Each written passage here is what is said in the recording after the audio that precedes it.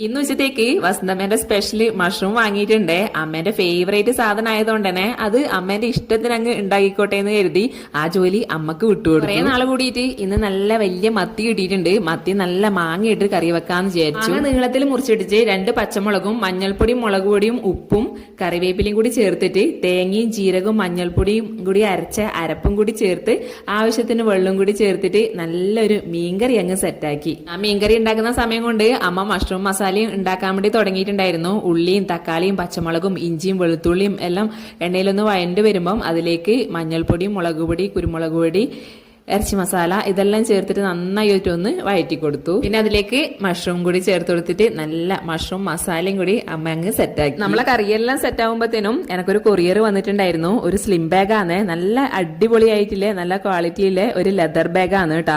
3-4 മൊബൈലെല്ലാം നല്ല വൃത്തിക്ക് ഇരുന്നോളും. 231 രൂപ മാത്രമേ ഉള്ളൂ. നല്ല അടിപൊളി ബാഗാണ് കേട്ടാ. ഈ ഒരു ബാഗ് വാങ്ങാനുള്ള ലിങ്ക് തൊട്ടുമുകളിൽ സ്ക്രീനിൽ ഞാനിതാ ടാഗ് ചെയ്ത് കൊടുത്തിട്ടുണ്ട്. അതിക്കൂട്ടൻ ഫുട്ബോൾ കളിക്കാൻ പോണെന്ന് പറഞ്ഞിട്ട് വേഗം ചോറ് കഴിച്ചിട്ടുണ്ടായിരുന്നു.